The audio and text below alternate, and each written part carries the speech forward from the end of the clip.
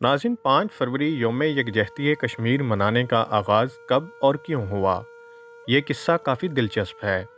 عمومی طور پر قومی سطح پر منائے جانے والے دنوں کی کوئی تاریخی نسبت ہوتی ہے، لیکن غالباً 5 فروری ایک ایسا دن ہے جو قومی سطح پر منایا تو ضرور جاتا ہے، لیکن اس دن کی کوئی خاص نسبت یا تاریخی حیثیت نہیں ہے۔ فروری 1999 میں سوویت یونین کی فورسز کا افغانستان سے جب انخلاء کا عمل مکمل ہوا تو دنیا بھر کی آزادی کی تحریکوں میں سرگرم نوجوانوں کو ایک عجیب و غریب احساس نے جکڑ لیا۔ وہ سوچنے لگے کہ وہ بھی افغانوں کی طرح مسلح مزاحمت کے ذریعے آزادی کی تحریک چلا سکتے ہیں اور فاتح بھی کہلا سکتے ہیں۔ کشمیری نوجوانوں کا خیال تھا کہ جس طرح اہل مغرب افغانوں کی پشت پر کھڑے ہوئے، اسی طرح وہ ان کی بھی حمایت میں صف آراں ہوں گے، کیونکہ کشمیر اقوام متحدہ کی قراردادوں کے مطابق ایک متنازع اور حل طلب مسئلہ ہے۔ سیاسی تحریکوں میں بعض اوقات کوئی ایک لمحہ ایسا بھی آتا ہے کہ وہ پوری آبادی یا رائے عامہ کو اپنا ہم نوا بنا لیتی ہے۔ ایسا ہی لمحہ 8 دسمبر 1989 کو آیا جب انڈیا کے وزیر داخلہ مفتی محمد سعید کی 23 سالہ صاحبزادی ربیہ سعید کو سری نگر سے اغوا کر لیا گیا۔ خود مختار ریاست کے علمبردار جموں کشمیر لبریشن فرنٹ سے تعلق رکھنے والے مبینہ اغوا کاروں نے مطالبہ کیا کہ ان کے زیر حراست 5 ساتھیوں کو رہا کر دیا جائے تو وہ میڈیکل کالج کی طالبہ ربیہ سعید کو رہا کر دیں گے۔ 5 دن کے مذاکرات کے بعد بالآخر حکومت نے اغوا کاروں کے مطالبات تسلیم کر لیے۔ رہا ہونے والے عسکریت پسند سری نگر شہر میں ظاہر ہوئے تو انڈیا کے زیر انتظام کشمیر کا طول و عرض جھوم اٹھا، ہر طرف جشن برپا ہوا۔ ناظرین، شیخ عبداللہ اور اندرا گاندھی کے درمیان ہونے والے معاہدے کے وقت 1975 میں وزیراعظم ذوالفقار علی بھٹو نے 28 فروری کو کشمیریوں کے ساتھ اظہار یکجہتی کا دن منانے کا اعلان کیا۔ اس دور کی میڈیا رپورٹس بتاتی ہیں کہ یہ احتجاج اس قدر سخت تھا کہ پورا پاکستان بند ہو گیا اور لوگوں نے اپنے مویشیوں کو پانی تک نہیں پلایا۔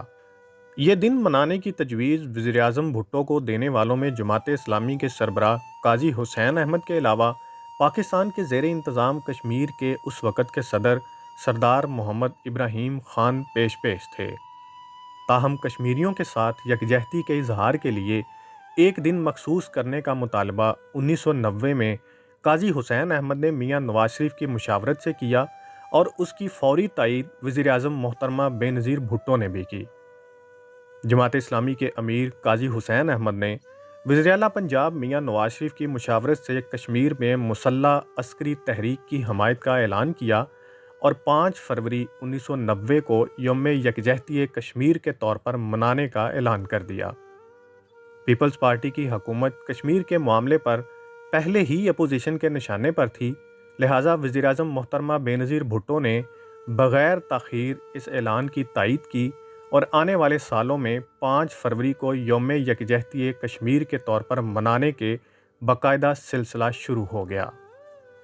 تاہم اس دن کو سرکاری طور پر منانے کا آغاز 2004 میں ہوا جب اس وقت کے وزیر اعظم میر ظفر اللہ خان جمالی اور وزیر امور کشمیر و گلگت بلتستان آفتاب احمد خان شیرپاؤ نے یہ دن سرکاری طور پر منانے کا اعلان کیا۔ 5 فروری 2004 کو وزیر اعظم جمالی نے مظفر آباد میں پاکستان کے زیر انتظام کشمیر کی قانون ساز اسمبلی اور جموں کشمیر کونسل کے مشترکہ اجلاس سے خطاب کیا۔ تب سے یہ روایت چلی آ رہی ہے کہ ہر سال اسی دن یہ مشترکہ اجلاس منعقد ہوتا ہے اور وزیر اعظم پاکستان یا ان کا نامزد نمائندہ اس اجلاس میں ضرور شامل ہوتا ہے۔ ناظرین، جنت نظیر خطہ کشمیر دنیا بھر میں اپنی انفرادیت رکھتا ہے۔ مشرقی اور مغربی دانشوروں اور اہل قلم نے اس کے حسن کو لفظی جامہ پہنا کر مرقع نگاری کا مظاہرہ کیا ہے۔ سیاحوں کی آمد و رفت کے بعد کئی ایک سفر نامے بھی منظر عام پر آئے۔ تاریخ کا دامن وادی کشمیر کے بارے میں آج بھی محفوظ ہے۔ عمیق نگری سے تغیر و تبدل میں گری ہوئی اس وادی کی تاریخ پر نظر ڈالی جائے تو پتہ چلتا ہے کہ اس علاقے کا کچھ حصہ 14ویں صدی تک تو ہندوؤں کے قبضے میں رہا، لیکن ہندو اپنی تنگ نظری کے باعث اس پر حکمرانی نہ کر سکے۔ بہت جلد ہی یہ علاقہ مسلمانوں کے زیر اثر آ گیا۔ 1587 میں مغل شہنشاہ جلال الدین اکبر نے یہ وادی کشمیر اپنی حکومت میں شامل کر لی۔ 1752 میں افغان اس پر حکمران بنے، جبکہ 1819 میں پنجاب کے سکھ راجہ رنجیت سنگھ نے کشمیر کو زیر کر لیا۔ حیران کن بات ہے کہ ایسٹ انڈیا کمپنی نے بھی اپنی چال بازیوں سے یہ وادی فتح کر لی۔ 1846 میں حالات کی ستم ظریفی دیکھیے کہ اسی کمپنی نے کشمیر صرف 75 لاکھ میں راجہ گلاب سنگھ ڈوگرا کے ہاتھوں تھما دیا۔ ناظرین، مسئلہ کشمیر کو متنازع ثابت کرتے ہوئے بھارت کے وزیر اعظم جواہر لال نہرو نے 2 نومبر 1947 کی نشریات میں کہا کہ ہم نے فیصلہ کیا ہے کہ کشمیر کی قسمت کا فیصلہ حتمی طور پر لوگوں نے کرنا ہے۔ وہ وعدہ جو ہم نے کیا ہے اور جس کی مہاراجا نے حمایت کی ہے، صرف کشمیر کے لوگوں سے نہیں ہے بلکہ پوری دنیا سے ہے۔ ہم اس سے نہیں پھریں گے اور نہ ہی پھر سکتے ہیں۔ جب امن اور نظم و ضبط قائم ہو جائے گا تو ہم اقوام متحدہ جیسے بین الاقوامی نگران کے تحت ہونے والے ریفرنڈم کے لیے تیار ہیں۔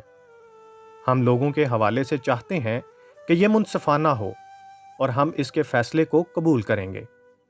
میں اس سے زیادہ جائز اور منصفانہ پیشکش کا تصور نہیں کر سکتا۔ ناظرین، جواہر لال نہرو کا یہ سیاسی بیان دیوانے کا خواب ثابت ہوا۔ استصواب رائے کا اعلان کرنے کے باوجود بھارتی حکومت نے تشدد کا راستہ بھی اختیار کیے رکھا۔ ناظرین، ایمنسٹی انٹرنیشنل کی 2022 میں شائع شدہ رپورٹ کے مطابق آرٹیکل 370 کی منسوخی کے بعد بھارتی حکومت کے ظلم میں بہت شدت آئی۔ 18 ماہ تک انٹرنیٹ بند رہا۔ کشمیر میں دنیا کا طویل ترین لاک ڈاؤن لگایا گیا۔ اس دوران بھارت نے کئی کشمیری رہنماؤں کو گرفتار کیا اور بہت سے قائدین کو باغی قرار دیتے ہوئے تختہ دار پر لٹکایا۔ اس لاک ڈاؤن کی وجہ سے خطے سے کسی قسم کی حکومتی معلومات عالمی اداروں تک نہ پہنچ سکیں۔ پریس کی آزادی پر قدغن تک لگا دی گئی۔